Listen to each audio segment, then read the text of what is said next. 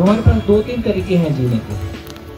हम सारी चर्चा ये कर रहे हैं कि जिंदगी मिल जाए तो संगम हो जाए, और सब कुछ करने के बाद लगे कि जिंदगी नहीं मिली है तो संगम तो अभी नहीं हुआ। प्रयाग के महाकुंभ में संपन्न हुआ जीवन विद्या शिविर।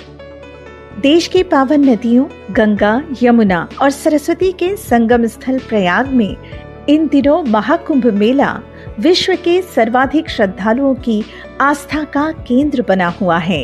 नदियों के संगम के साथ साथ विगत दिनों आस्था, ज्ञान और विज्ञान का संगम हुआ जीवन विद्या शिविर के रूप में। परंपरा में ये बोला कि मैं शरीर नहीं हूँ, मैं आत्मा हूँ, लेकिन आत्मा को हम कह नहीं पा रहे। ये आत्मा क्या चीज़ है? प्लास्टिक का है, आयरन का है, क्या चीज़ का ये आत्मा है? ये कहाँ से आया, कहाँ रहता है, क्यों रहता है, इसका स्वरूप क्या है, इसकी वर्किंग कैसी है, शरीर के साथ कैसे काम करता है, कल शरीर नहीं रहेगा तो ये कहाँ रहेगा? क्योंकि ये मैं की क्लैरिटी, क्योंकि सारा खेल तो मैं का है, इस मैं की क्लैरिटी नहीं है। मैं की क्लैरिटी नहीं है तो ज़िंदगी की क्लैरिटी नहीं है, क्योंकि मैं करने वाला मैं हूँ, सोचने वाला मैं हूँ, करने के बाद मूल्यांकन करने वाला मैं हूँ, और मैं की क्लैरिटी नहीं है। और ये अस्तित्व का भी क्लैरिटी नहीं है। इसका भी कोई पर्पस होगा, इसका पर्पस होगा तो मेरा भी पर्पस होगा। पर्पस का भी पता नहीं है, मैं का भी पता नहीं है, पर्पस का भी पता नहीं है, तो सही गलत का फैसला भी कैसे होगा? मैं सही चल रहा हूँ कि गलत चल रहा हूँ? इतने साल मैंने किया, उससे क्या निकला, उसको मूल्यांकन करने का भी तरीका नहीं है यदि, तो फिर धुप्पल में ज़िंदगी है। जिसको जैसे मिल गई, जो घटनाएं सामने आ गई, जो अच्छा कर लिया, बुरा कर लिया, दूसरे को दोषी ठहरा दिया, हो गया काम। लास्ट में अंतिम ज्ञान है ही है, सुख दुख साथ साथ है, जीवन एक संघर्ष है, संसार माया है। तो दर्शन इस पे बहुत क्लियरली कह रहा है कि देखो ये संसार ऐसा है, मैं इसमें ऐसा है, और मैं का इसमें जीने का मतलब ऐसा है, और ये सबके लिए कॉमन है। तुम जितने घोड़े खोलना है खोल लो। फाइनली जिस भगवान के हम दर्शन करना चाहते हैं, वो भगवान भी कोई ऐसी ही इकाई होगा, ऐसा ही कोई व्यक्ति होगा जिसने अपनी पूरी योग्यता को पा लिया, और उसका सहयोग लेके हम भी अपनी योग्यता को पाना चाहते हैं। फिर नर से नारायण बन जाएं, ये सारी कहानियाँ, ये सारी प्रेरणाएं तो हमारे पास उपलब्ध हैं। मकर संक्रांति यानी 14 जनवरी 2025 से प्रारंभ महाकुंभ मेले ने समूचे विश्व का ध्यान खींचा, जिसमें करीब 45 करोड़ श्रद्धालु संगम तट पर स्नान कर चुके हैं। इसी संगम में स्नान के साथ साथ ज्ञान की डुबकी लगाई महाराष्ट्र, कोलकाता, मुंबई, दिल्ली, गुजरात, हरियाणा, झारखंड, छत्तीसगढ़ और उत्तर प्रदेश के कई जिज्ञासुओं ने, जिन्हें प्रबोधित किया मध्यस्थ दर्शन के अध्येता सोम त्यागी और साधन भट्टाचार्य जी ने। यदि विचार केमिकल से जनरेट हो रहे हैं तो फिर केमिकल से विचार हैंडल भी हो जाते हैं, ये तो लॉजिक ठीक है। यदि विचार केमिकल से हैंडल हो जाते तो सास बहू के झगड़े का इंजेक्शन अलग होता, पति पत्नी का तो लंबा वाला होता 1 लीटर का।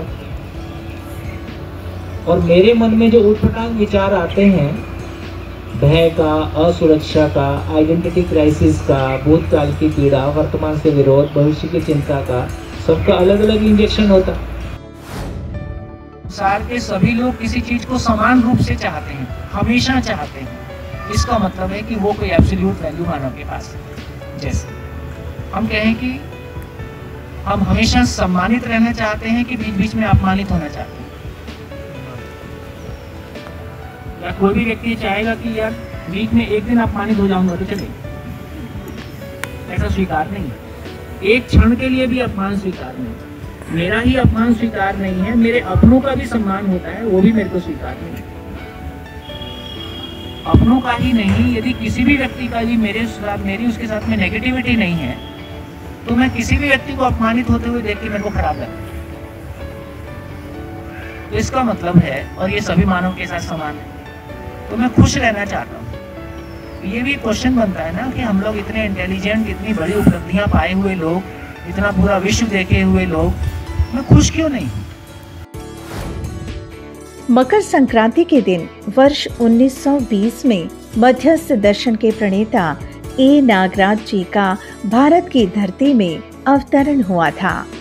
अस्तित्व दर्शन ज्ञान की गहरी प्यास के साथ नागराज जी वर्ष 1950 में नर्मदा नदी की उद्गम स्थली अमरकंटक पहुंचे।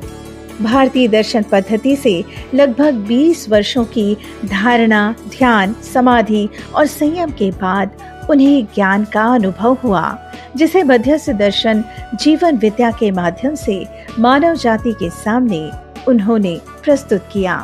प्रतिवर्ष मकर संक्रांति के दिन मध्यस्थ दर्शन के जिज्ञासुओं द्वारा अमरकंटक में उत्साह पूर्वक अनुभव शिविर का आयोजन किया जाता है। अनुभव शिविर में इस बार निर्णय लिया गया कि मध्यस्थ दर्शन से देश विदेश के जिज्ञासुओं को परिचित कराया जाए महाकुंभ में। जो चीज़ जैसी है उसको अधिक मानना, कम मानना, कुछ का कुछ मानना।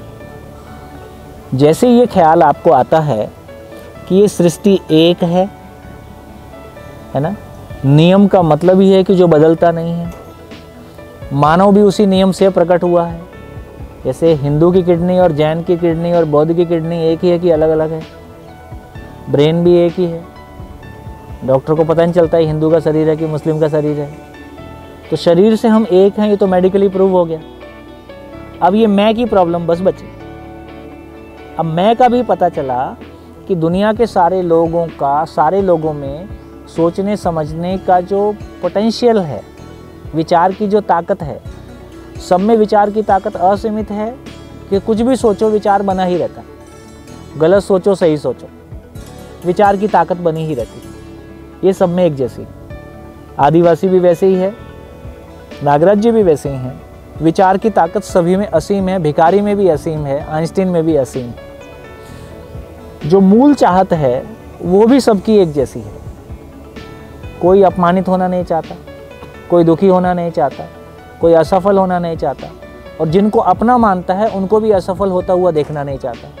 जिनको अपना मानता है, सही में अपना मानता है, अपना अंदर से ना मानता हो तो अलग बात है।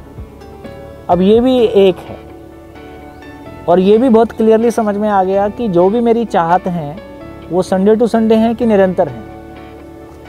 विश्वास निरंतर, सम्मान निरंतर, सफलता निरंतर, है ना, सुख निरंतर, ये भी सब में एक जैसा है। तो यहाँ दर्शन कहता है कि जीवन रूप में धरती के सभी मानव समान हैं। सुनने में छोटा सा लगता है, लेकिन यदि अपने को स्वीकार हो जाता है तो आदमी को देखने का, उसके साथ जीने का तरीका बदल जाता है। इतनी छोटी सी बात से। अब इस पूरे का नाम एक साथ बोल रहे हैं, ये मैं है। जो बात आपने बोली वो ये बोला कि मन का एक ही धंधा है, उसको हमेशा सुख की तलाश है। सुख 24/7। सुख लाओ, कहीं से भी लाओ, ये मन का धंधा है। वृत्ति का मतलब है कि जहां विचार होता है। चित्त का मतलब जहां इच्छा होती है। बुद्धि का मतलब जहां बोध होता है। आत्मा का मतलब जहां अनुभव होता है।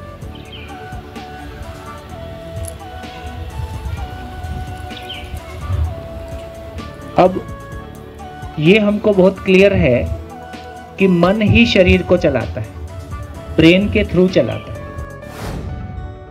प्रयाग के परमार्थ आश्रम के त्रिवेणी पुष्प में जीवन विद्या शिविर का आयोजन कई मायनों में सफल रहा।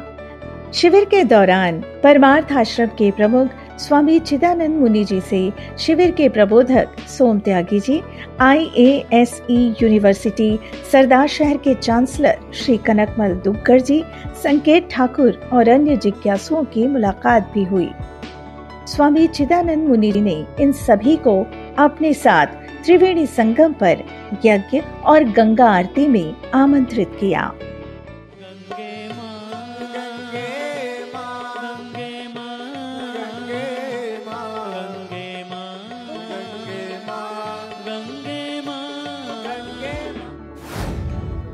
पिताजी को लगता है मैं ठीक हूँ, बेटे को लगता है मैं ठीक हूँ, पत्नी को लगता है मैं ठीक हूँ, बच्चों को लगता है हम ठीक हैं। सबको अपना अपना आपा ठीक लगता है। दूसरे के प्रति शिकायत है, दूसरे को हमसे शिकायत है।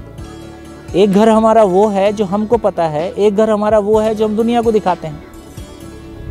ये दो घर हम सबके पास हैं कि नहीं है? ये दो घर हम सबके पास हैं। एक घर हमारा वो है जो हमको पता है, एक घर हमारा वो है जो हम दुनिया को दिखाते हैं।